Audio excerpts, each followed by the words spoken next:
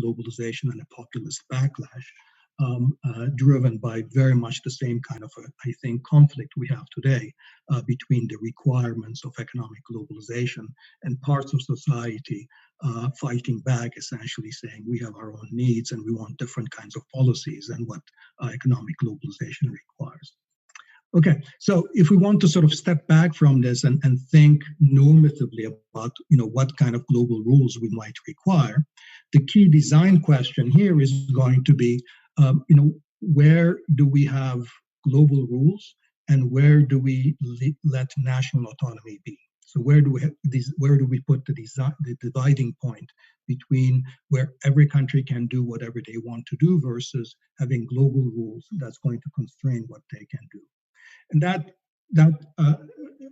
that decision immediately faces what I call the central trade-off of any globalization regime, which is that common rules have the advantage of maximizing efficiency, predictability, reducing transactions costs, reaping the benefits of scale and the gains from trade.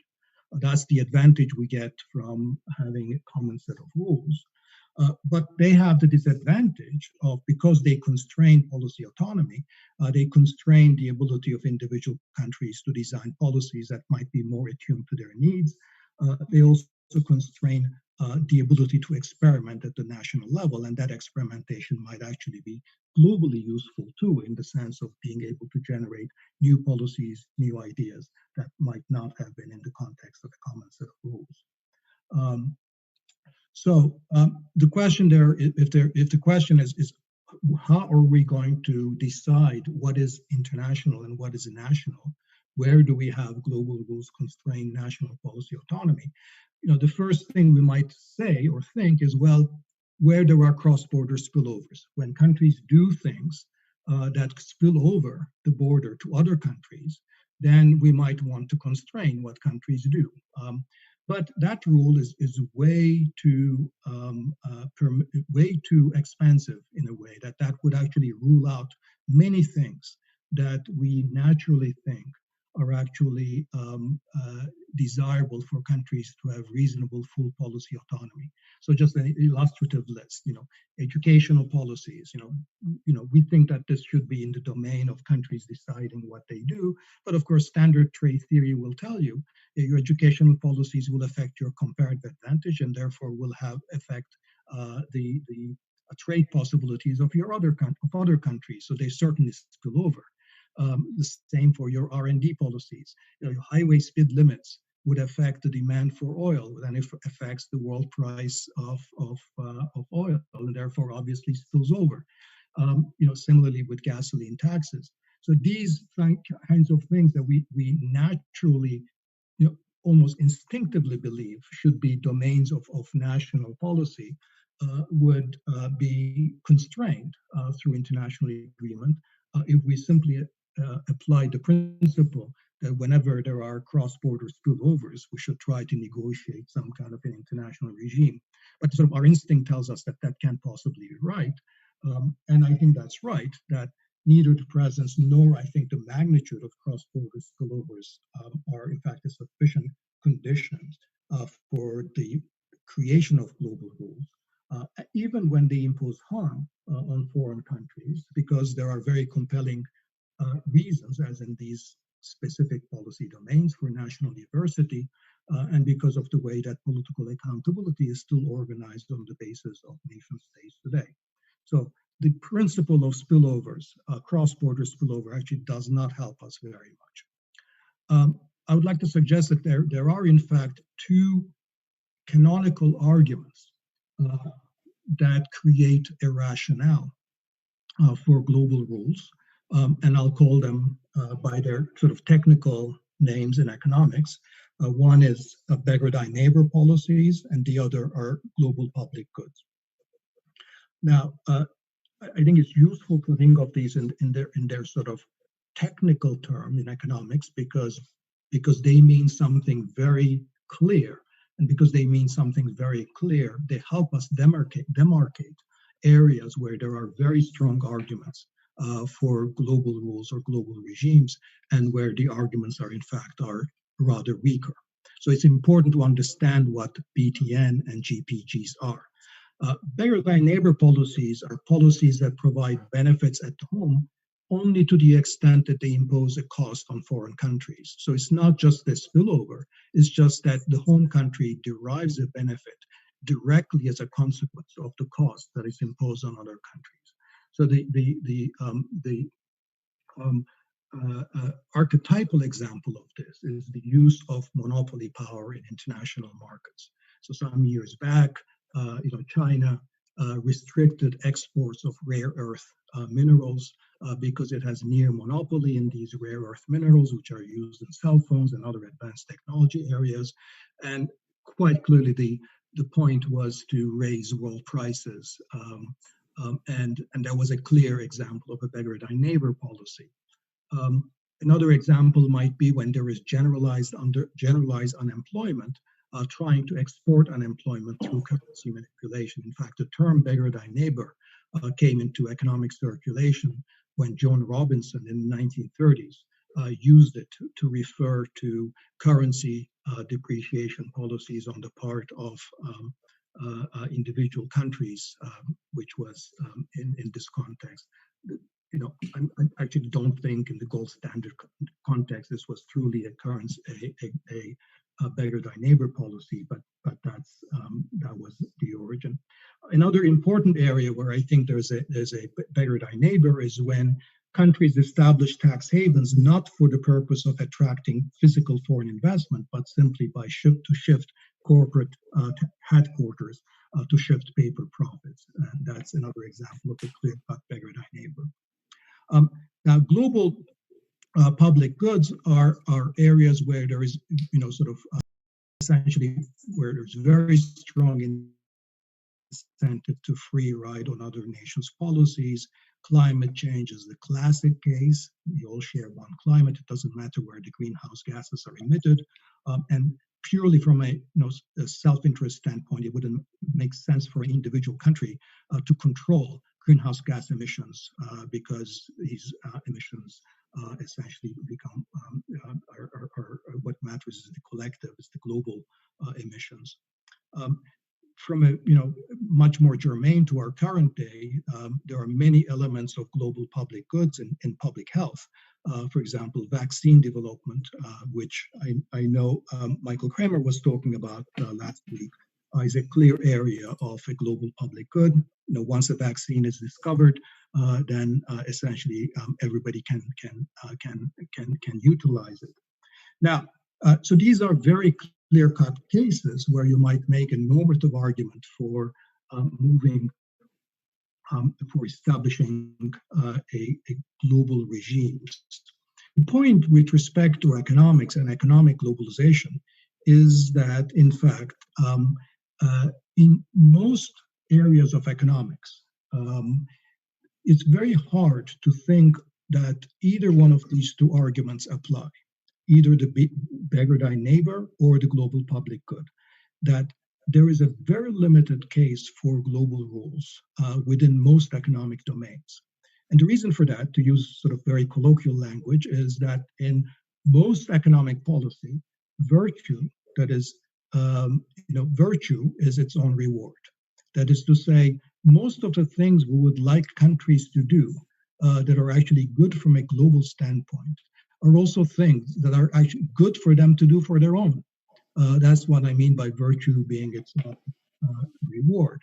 So, for example, in terms of free trade, policies towards openness to trade, that, when we teach, comparative advantage and the gains from trade, the argument for free trade is not that you should liberalize so that you provide benefits to other countries. The argument is that you should liberalize because it expands consumption possibilities for your own domestic economy. So it's good for you. And I think the same goes for most of the important areas of economic policy. So openness to foreign capital. If that's good to the extent that is actually good for your own economy. Pursuing policies of financial regulation and macroeconomic stability, the primary beneficiary, once again, is your domestic economy. Now, that is not to say that there aren't areas where, in fact, there are exceptions. But most of the important exceptions happen to be the ones I've already mentioned, that under the heading of beggar thy neighbor. So monopoly power in world trade, currency mercantilism, global tax havens are the three most important areas of beggar thy neighbor that I can think of. Now, this doesn't mean that countries actually don't make mistakes, that they don't, employ policies that are, that financial regulation, macroeconomic stability, policies towards capital flows, or policies toward trade that are misguided from their own domestic standpoint. But there should be no presumption in general that when countries do things that are the wrong policies from their own domestic standpoint, that international rules can reliably prevent such mistakes. And I think when we look at often what international rules do, they're just as likely to privilege one set of distributive interests within nation states over others, as they are to really target genuine areas of governance failure. So there could be an argument for delegation, for example, when there is domestic policy subject to time inconsistency or other types of policies where some international constraint, a trade agreement, can prevent domestic policy failure. But there are often as many other cases where, in fact, either, for example, banks that are able to dominate the agenda of capital rules in context of BIS, or multinationals of big pharma that are able to shape the agenda of international trade negotiations. What is really being done is one set of domestic interests being privileged over others. Marcus, I see that you're trying to get in, so So if it's okay, is it a good time now to ask some questions? Yep. I just want to get a sharper dividing line between beggar than neighbor and externalities. Do I see it correctly that if I want to do something because I have a certain preference and I cause some externality on somebody else, that's okay. But if I do something which gives me a financial benefit, that's a beggar than neighbor. Is this the dividing line? No, I think the dividing line is for you to think about whether it's something that you might want to do, regardless of the repercussions on other countries. So if you want, if you're, let's say, a major financial center, and you're really totally mismanaging your regulatory policies, this would be just, it's not a beggar thy neighbor policy because you're pursuing policies. These are, even if you're the only country in the world, you'll still be doing the same thing. So I think that's the dividing line between beggar thy neighbor. Beggar thy neighbor policies are going to be, typically, negative sum. Now, the problem with policies that are not beggar thy neighbor, but are potentially damaging at home, is that a third-party observer cannot necessarily always judge whether that policy was inappropriate or not from the perspective of the home country, because after all, that home country has decided this policy. A good example of this is European agricultural subsidies. Okay. Mm-hmm. European agricultural subsidies are not beggar thy neighbor; they're enrich our neighbor, because to the extent that Europe is an exporter of these subsidized agricultural products, it's providing a net benefit to the rest of the world. But some people argue it destroys the agriculture development in the emerging economies to some extent. It could be harm to some specific groups, but that is no different than if you are liberalizing your own trade, and therefore you become a much better competitor vis-a-vis, let's say, so you liberalize your trade, your exports go up by Lerner symmetry. And therefore, countries that have a similar comparative advantage to you will now suffer in terms of trade loss. right? So now you've made some producers in the rest of the world worse off by your own liberalization, but we would never say that you should not liberalize your home just because there are some segment of the rest of the world that has become worse off. So I think the same logic applies to agricultural subsidies, is that, in aggregate, the rest of the world is better off. There might be some that are worse off. The question is whether the rest of the world has any claim to tell Europe that you're pursuing the wrong policy, when Europe, through its own democratic, decision-making mechanisms, have arrived at, a policy that most of us economists think are crazy, but that it's their own, but they're harming their own consumers and taxpayers. If that is the wrong thing, they're mostly harming their own consumers and taxpayers in the first place. So I think in the case of a policy like agricultural subsidy, there's a very weak argument for a global restriction on Europe's ability to harm itself, because there might be compensating social or other arguments for why there is an economically costly policy being pursued, and we should let European governments in their with their democratic accountability decide that. When there's a beggar-thy neighbor, you can sort of genuinely turn to that government and say, look, but the only benefit you could potentially be getting from this policy is through the harm you're imposing on us, and that's the claim why it would why the claim for a global rule makes, I think, normative sense. These normative building blocks, seriously, then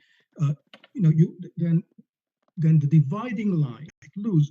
So number one, focus areas where the gains from trade are very large. So for example, that might suggest that when the world trade regime